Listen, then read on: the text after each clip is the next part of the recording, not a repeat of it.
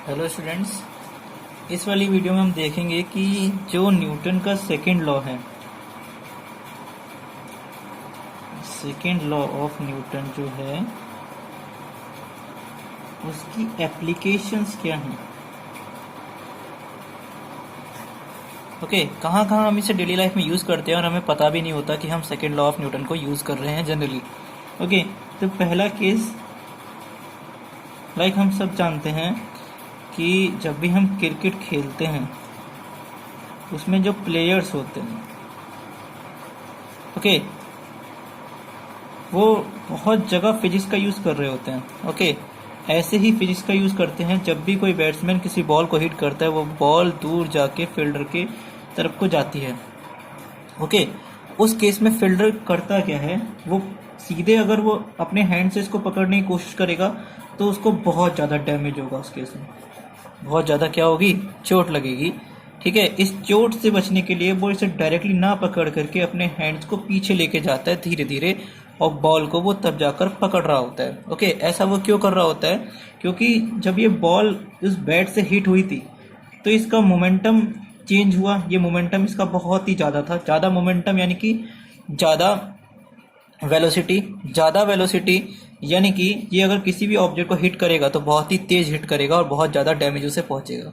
ठीक है, तो इसका मोमेंटम हायर वैल्यू से लोअर वैल्यू पर लाने के लिए हम इसका अपना हैंड क्या करते हैं, पीछे की तरफ को स्ट्रेच करके लेके जाते हैं ताकि हम कैच को ईजिली पकड़ सकें। अदरवाइज वो बॉल हमारे हाथ में चोट पहुंचाएगी और हम उस बॉल को नहीं पकड़ पाएंगे। Okay, so it is what, it is the application of second law of Newton.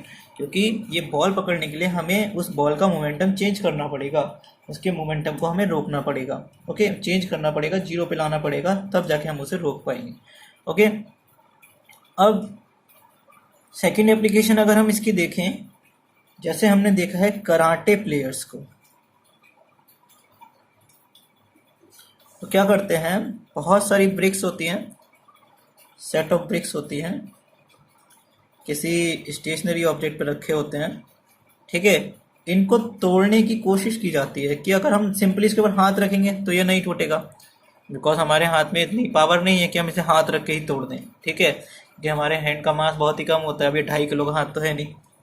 Okay, तो देखो इसमें होता क्या है एक्चुअल में, वो कराटे प्लेयर पहले अपने हैंड को पीछे लेके जाता है, बहुत पीछे। ओके, उसके बाद जब वो पीछे लेके जाता है, यहाँ पर तो इसका मोमेंटम एक तरह से जीरो हुआ, क्योंकि रुकेगा थोड़ी देर, वहां पे वेलोसिटी भी जीरो रहेगी।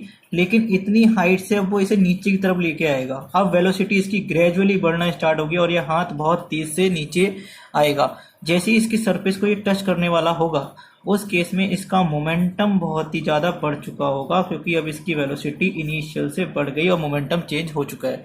तो जैसे ही मोमेंटम चेंज हुआ, मतलब इस चेंज इन मोमेंटम की वजह से अब इसका इम्पैक्ट भी तो बहुत ही ज़्यादा हाई होगा। इम्पैक्ट यानी कि ये जो फोर्स अप्लाई करेगा वो भी क्या होगा, बहुत ही ज़्यादा तेज होगा, क्योंकि ये इसका मोमेंटम बढ़ रहा है।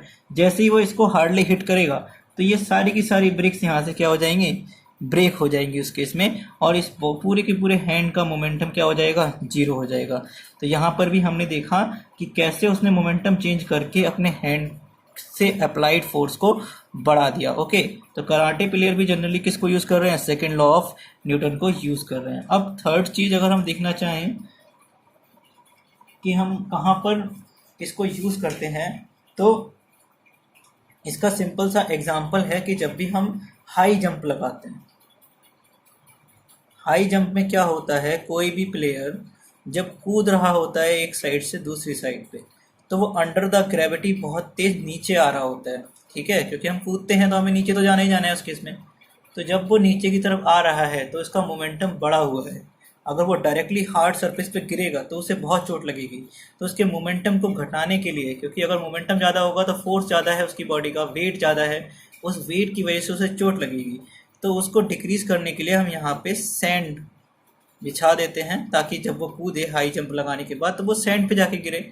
और सैंड क्या होता है, इसके पार्टिकल लूज होते हैं, वो क्या करते हैं, धीरे धीरे इसका मोमेंटम बिल्कुल जीरो कर देते हैं, इससे इसकी बॉडी को बहुत ही कम डैमेज होता है।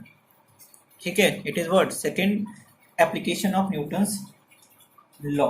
ओके, सो ये कुछ एप्लीकेशंस थी कि जहाँ भी हमें मोमेंटम चेंज करना पड़ेगा, ओके, जिस जगह भी हमें मोमेंटम चेंज करना पड़ रहा है, ओके, तो सिंपली वहाँ पे न्यूटन का सेकेंड लॉ लग रहा है। यहाँ भी हमने मोमेंटम चेंज करके जीरो किया ताकि उसे इम्पैक्ट कम हो, उसे चोट कम लगे। तो ये 3 इसकी एप्लीकेशन थी। पहला, क्रिकेट प्लेयर डेली लाइफ में अपने हैंड पीछे लेके जाता है जब भी कैच पकड़ने वाला होता है, क्योंकि वो मोमेंटम उसे घटाना है। कराटे प्लेयर अपना हैंड पीछे की तरफ लेके जाता है, मोमेंटम बढ़ाने के बाद इम्पैक्ट करता है उस बॉडी के ऊपर, उस ब्रिक्स के ऊपर, जिससे वो ब्रिक्स क्या हो जाए, ब्रेक हो जाए, और यहाँ पर टकराने के बाद इसका मोमेंटम इसके हैंड का जीरो हो जाता है और ब्रिक्स अलग अलग हो जाती हैं। ऐसी हाई जंप में जब एथलीट कूद रहा होता है तो उसके मोमेंटम को घटाया जाता है उसे सैंड के ऊपर गिरा करके। ओके, तो ये क्या थी, कुछ एप्लीकेशन थी।